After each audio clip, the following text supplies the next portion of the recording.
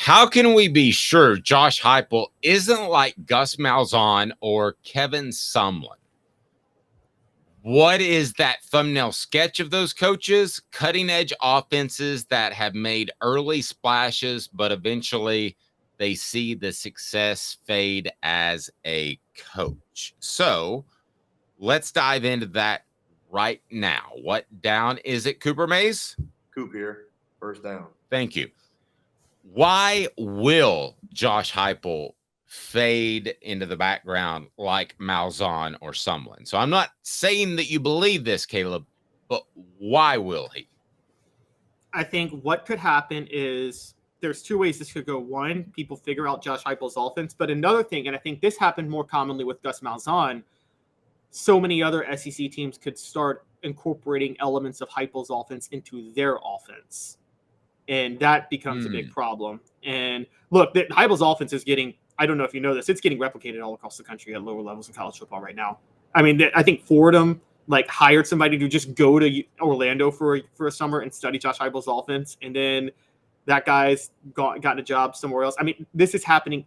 Everybody is studying this offense. And the more people run it, the less ahead of the curve you are. Just like the Oakland A's, by the time everybody else figured out sabermetrics, Billy Beane wasn't that special of a GM.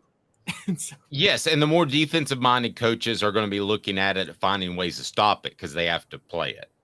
So, right. And you can learn X's and O's from whoever plays Fordham. But I think you saw South Florida when they hired Alex Golish, is obviously they want to replicate it. And I think you're going to see more of that. I think any offensive coach right now, there's going to be an offensive coach on Tennessee staff, and I'm not going to name anybody because I don't really know, but I have an idea, that's going to get a Peach job one day. And by Peach, I mean a South Florida top level, and he's not going to be ready. But he's just associated with Tennessee's offense, so he's going to get that job. So that was first down. Why will Josh Heupel fade into the background? How about second down, Coop? Cooper Mays here. Second down. Why won't he fade into the background like Malzahn and Sumlin? I'm going to go first on this. First, I was never a big Sumlin guy. I didn't think he did anything that incredibly inventive. I think he had a run of good talent. I would say the same thing for Gus Malzahn, which was most embodied by one of the most dominant quarterbacks that we'll ever see, and that's Cam Newton.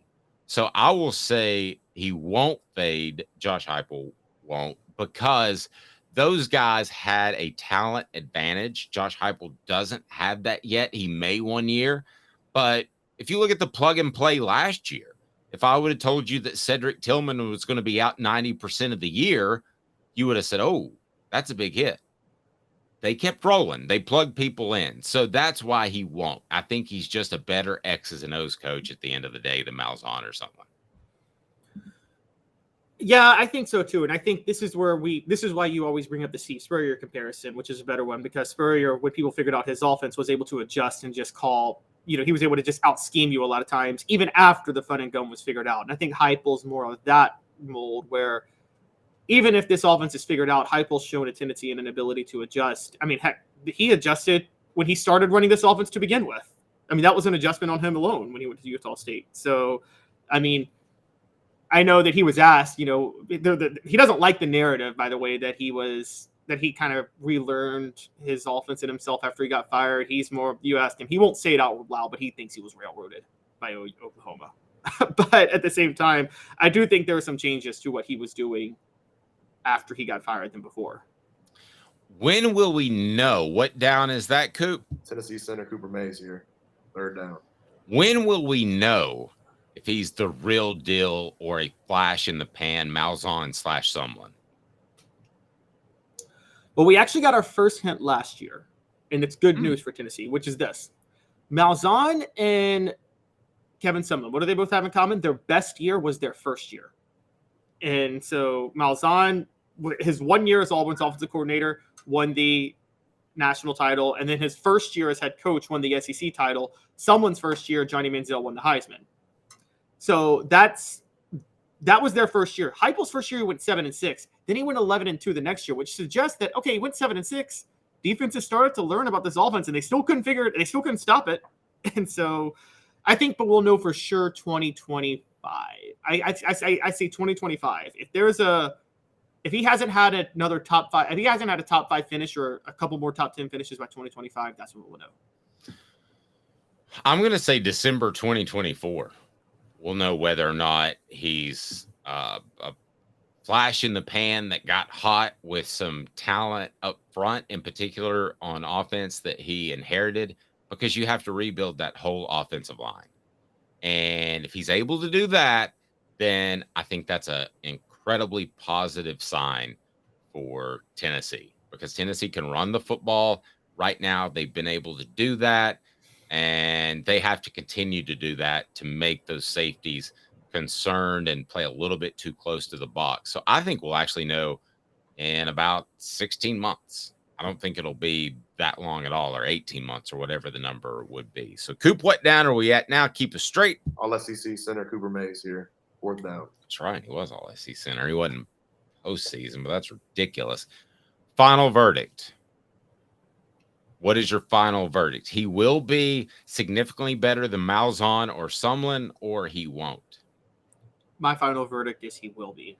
And the reason for my final verdict is his ability to adjust, but also I think Tennessee is at a position with NIL and Spire Sports having the largest collective. They're just going to be able to recruit better soon. And I've never said that. I've never believed that Tennessee is a better recruiting job. I never thought it was even top 10. But with NIL, Tennessee is right there on Georgia's level in recruiting now because of that collective.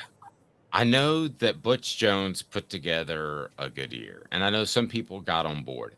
And I know that we could be dead wrong in 18 months.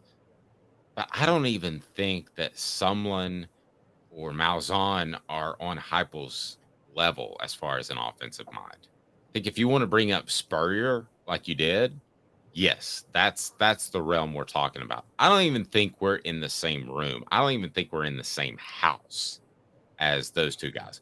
Could be dead wrong in 18 months when I'll kind of make my determination on long-term success. But right now, I don't even think it's close. I don't think those two names are even in the conversation that's being compared to Josh Heupel. Yeah, I think I have to agree with you, particularly with Kevin Sumlin was more his offensive coordinators anyway, because he never replicated his success after Cliff Kingsbury left, honestly, as Johnny Manziel's offensive coordinator.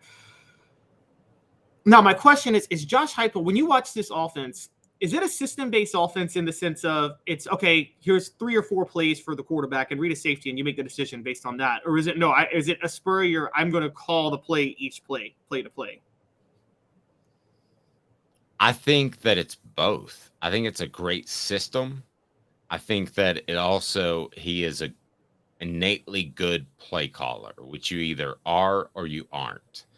And I know that, there's a debate, was Alex Golish calling the plays and that sort of thing, but essentially play calling is overrated, which sounds crazy, but I think Josh Heupel is very good at it. And I think he's very good at game planning too. So I think it's both. I mean, as far as an offensive coach, and NIL could help him in recruiting. That's the question we all had. But as far as an offensive coach, I think he's right up there with some of the greats. I think this would be a more appropriate conversation if we were talking about Lincoln Riley, for instance, or we were talking about, I know you don't like him and I'm not real high on him either, but Ryan Day, who at least has recruited the talent that's there. And maybe he's not as good of an X's and O's coach, but I just don't see Sumlin or Malzahn at all being in the conversation. Yeah, at this point I don't, but I would have said Malzahn was in the conversation 10 years ago. I mean, when he had that, I missed the boat on that. When he had that splash year at Auburn, remember the kick 6, Nick Marshall, Alabama, I thought Auburn was going to take the mantle from Alabama during that time. And man, I got that wrong.